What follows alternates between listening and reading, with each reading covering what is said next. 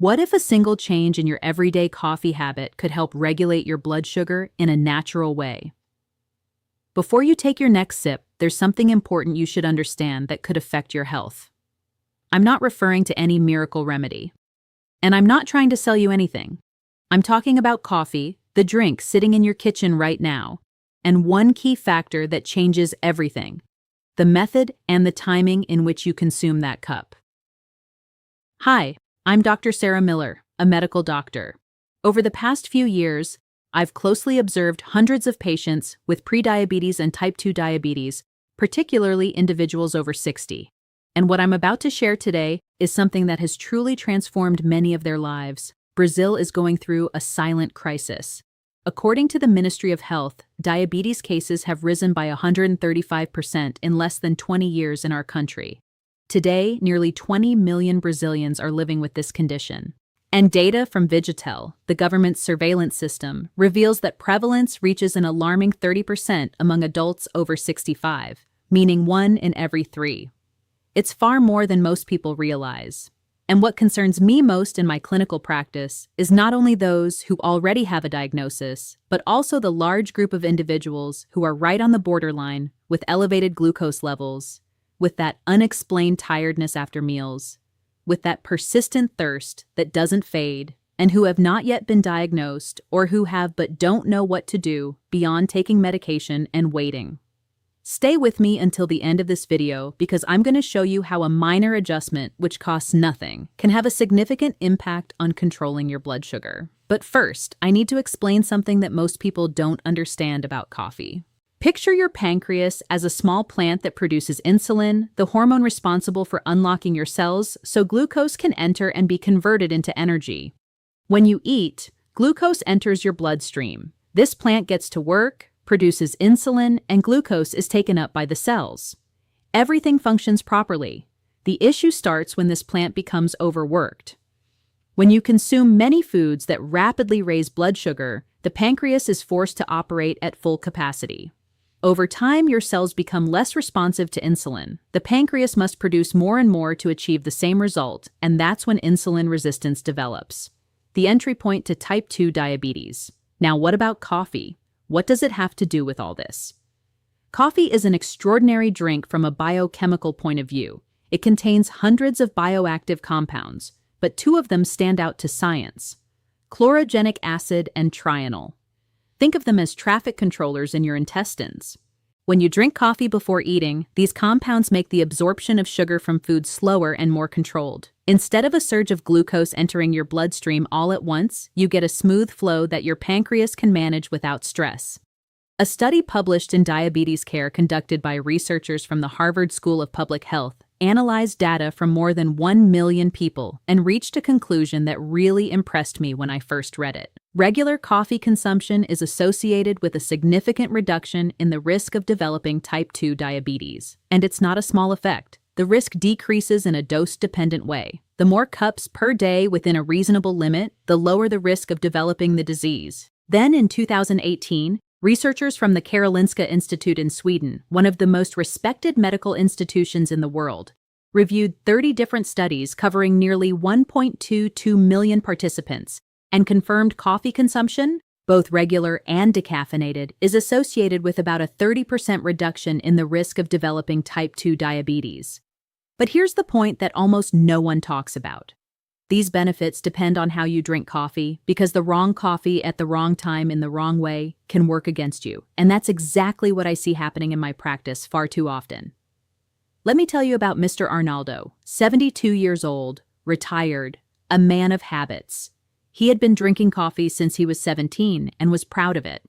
But when he came to my office, his fasting glucose was 138, and his HbA1c, which reflects the average blood sugar over the last 3 months, was 7.1% above the desired level. He told me, "Doctor, I do everything right. I drink coffee every day. I walk 3 times a week." So I asked him to walk me through his coffee routine in detail, and that's when I discovered the problem. Every day, as soon as he woke up, before eating anything, he would drink a large cup of strong black coffee. Then he would have another one at 300 p.m. with a sweet biscuit, and sometimes a third before bed because he thought it helped him relax. 3 classic mistakes that I'm going to explain to you now. Mistake number 1. Drinking coffee on an empty stomach right after waking up. This is the most common one and the one that causes the most harm. When you wake up after a whole night of fasting, your body already has elevated cortisol levels, which is the stress hormone, the same one your adrenal glands produce when you're in an urgent situation. Cortisol already signals your liver to release glucose into the bloodstream so you have energy to start the day. It's a normal survival mechanism. The problem is that caffeine amplifies this effect. It further stimulates the adrenal glands, releases more adrenaline, and the liver responds by releasing even more glucose into the blood. And you haven't eaten anything yet. The result? You haven't even taken a bite of food, and your glucose has already risen between 20 and 40 milligrams per deciliter. I've seen lab results that confirm this in patients who continuously monitor their glucose. A study published in the British Journal of Nutrition confirmed this effect. Drinking black coffee on an empty stomach after a night of sleep can significantly increase blood glucose levels in the morning. Mistake number 2, coffee with sugar, artificial sweetener, or cream. It may seem harmless, but it's not. A spoonful of sugar in coffee causes an immediate spike in glucose and cancels out the benefits of the chlorogenic acid you just consumed. It's like starting a fire and pouring gasoline on it at the same time. And artificial sweeteners. Many people think they're the perfect solution, but recent research, including a study published in the scientific journal Nutrition in 2021, suggests that artificial sweeteners like aspartame and sucralose can alter the gut microbiota, the set of bacteria that live in your intestines, and play a key role in glucose metabolism in ways that can harm long-term blood sugar control. And there's an important piece of data released in January 2025, published in the American Journal of Clinical Nutrition by the Harvard School of Public Health, analyzing 3 large American cohorts. Coffee without any additives was associated with a 10% reduction in diabetes risk for each additional cup per day. However, when coffee was consumed with sugar, this protective effect decreased significantly. Translated into practical advice. Remove sugar from your coffee. It sounds simple, but it's powerful. Mistake number 3, drinking coffee in the late afternoon or at night. Caffeine has a half-life of 5 to 6 hours in the body. This means that if you drink coffee at 3 p.m., half of that caffeine is still circulating in your body at 8 p.m. It keeps cortisol levels elevated, interferes with deep sleep, and it's during quality sleep that the body regulates part of glucose metabolism. Poor sleep equals uncontrolled glucose. It's a vicious cycle. When I explained all this to Mr. Arnaldo and we adjusted his coffee routine together, in 8 weeks, his fasting glucose dropped from 138 to 112. His HbA1c went from 7.1% to 6.6%. Without changing medication, without a radical diet, without going to the gym, just by adjusting his coffee habits. Now, I'm going to tell you how you should drink coffee to make the most of the benefits that science has already proven. But first, I need to ask you something. If this content is helping you, give it a like and subscribe to the channel if you haven't already. I have much more content like this that can transform your health in the upcoming videos. And tell me in the comments where you're watching from. I love knowing which part of Brazil my content is reaching. Back to our topic, the right coffee at the right time. First golden moment. Breakfast, but not the very first thing in the morning. When you wake up, first drink a glass of water. Wait between 30 and 60 minutes. Eat something that contains protein. Scrambled eggs, a piece of cheese, plain unsweetened yogurt, any source of protein. Only then drink your coffee and drink it plain without sugar or sweetener. Why protein first? Because protein buffers the impact of caffeine on cortisol. It provides amino acids that the liver uses more efficiently, and this prevents that spike in cortisol that unnecessarily releases glucose into the bloodstream. Research published in the Journal of Clinical Endocrinology showed that consuming protein before carbohydrates and caffeine reduces the post-meal glucose spike. And if you want to enhance it even more, add half a teaspoon of cinnamon powder to your coffee. Cinnamon contains compounds that partially mimic the action of insulin, helping cells absorb glucose. A review published in the journal Nutrients showed that regular cinnamon consumption may contribute to a modest reduction in fasting glucose levels. It's not medicine, but it's an ally. Second moment, coffee before lunch. This is a secret that few people know.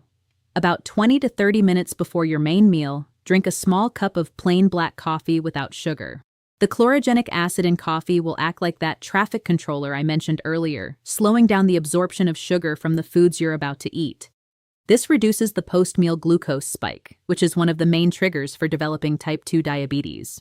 A study conducted by researchers at Brigham and Women's Hospital affiliated with Harvard Medical School and published in Diabetes Care showed that coffee components, especially chlorogenic acid and trigonelline, significantly reduce glucose and insulin concentrations in the first 15 minutes after consuming carbohydrates compared to a placebo. This effect is real, measurable, and you can take advantage of it without spending anything. Third moment after physical exercise. Do you walk or do any physical activity? Then pay attention. Within 30 minutes after finishing your walk or any exercise, drink a cup of plain coffee.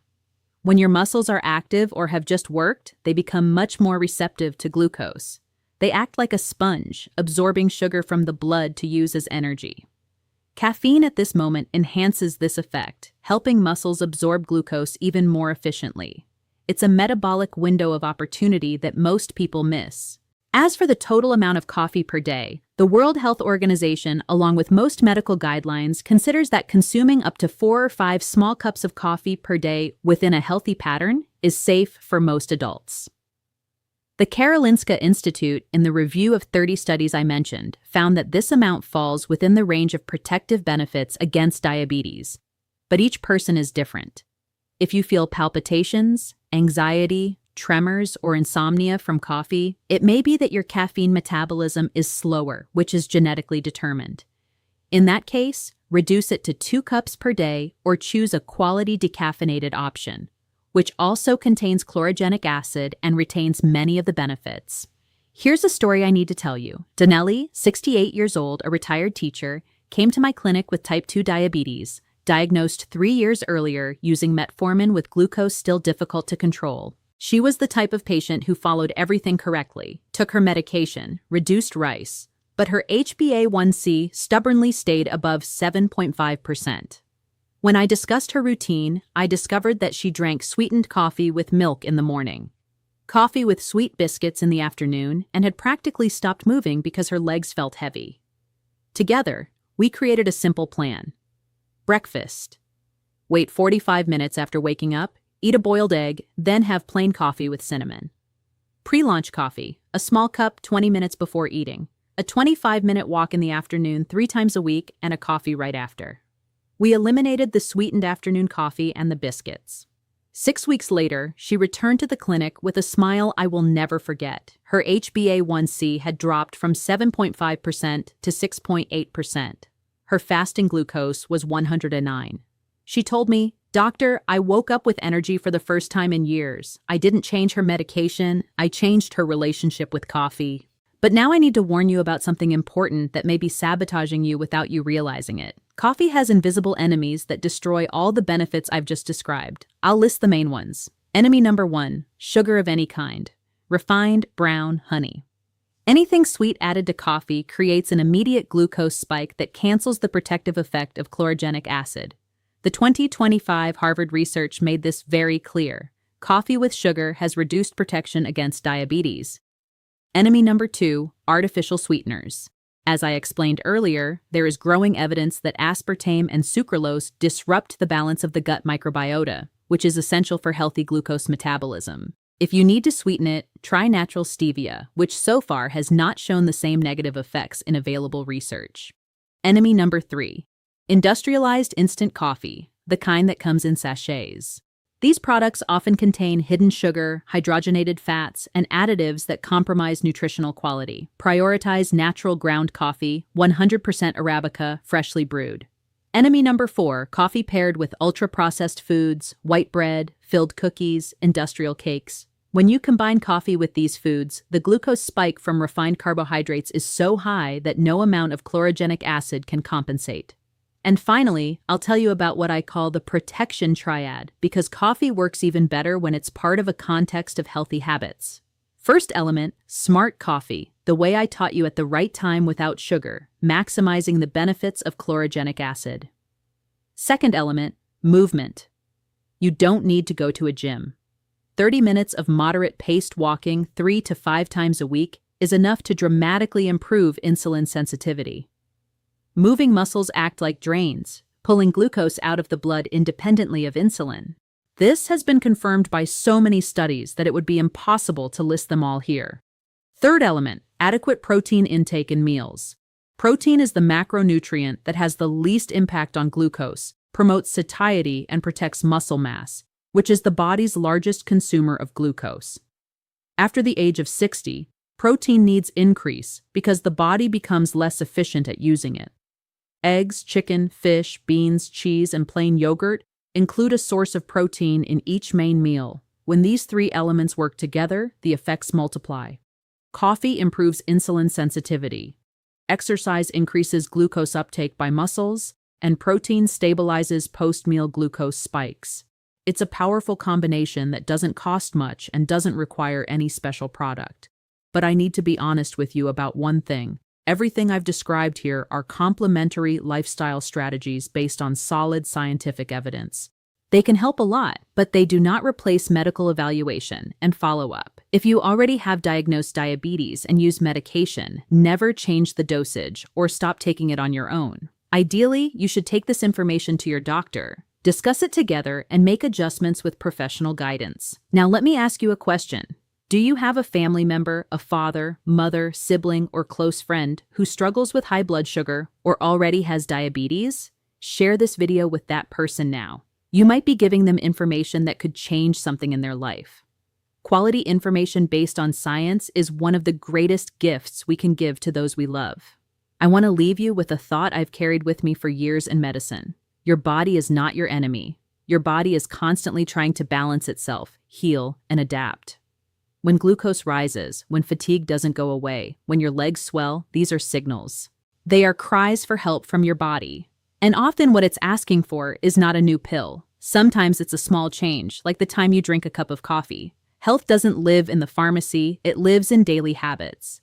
In the next video, I'll show you the 5 foods that people with prediabetes need to eliminate from their diet as soon as possible because these foods silently inflame glucose levels, and most people have no idea. Make sure to turn on notifications so you don't miss it. I'm Dr. Sarah Miller, and it's been a great pleasure being here with you. Take good care of yourself and take good care of those you love. Your health is shaped by the small choices you make every day, so make them count. Start with one simple change today, and your future yourself will thank you. I will see you in the next video. Thank you.